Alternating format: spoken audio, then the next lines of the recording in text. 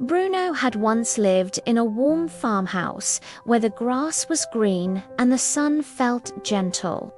But one winter, everything changed. He was taken north, far north, where the land was white and silent, and the wind howled like a song from the sky. At first, Bruno slipped on the icy ground, his paws felt cold, and his heart felt unsure. "I don't belong here," he thought. But the sled team needed him.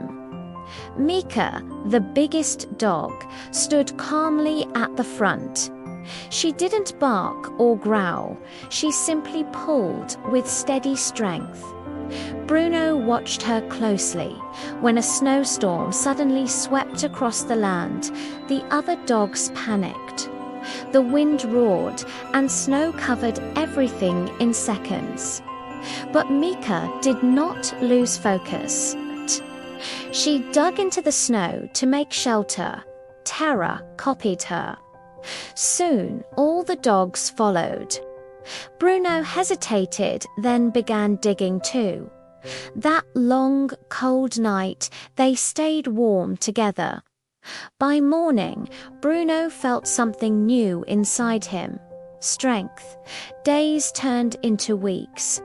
Bruno's paws grew tougher. His legs became powerful. He no longer stumbled. In fact, one day when Mika grew tired, Bruno stepped forward. He led the sled across the frozen river with calm courage. The others followed. He wasn't the loudest. He wasn't the biggest. But he was brave. At night, when the sky shimmered with green northern lights, Bruno heard distant howls from deep within the forest. They weren't frightening, they felt familiar.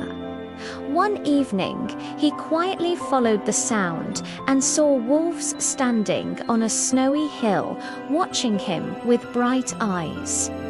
For a moment, he felt afraid, then he felt proud. The wild wasn't just around him, it was inside him. One day, Bruno's old owner came north and offered to take him back to the warm farmhouse. Bruno looked at the sled team. He looked at the endless mountains. He listened to the wind. And he listened to his heart. He loved the snow. He loved the freedom. He loved who he had become. Bruno gently stepped back toward the wild trail. The man smiled softly. "You've found your true path."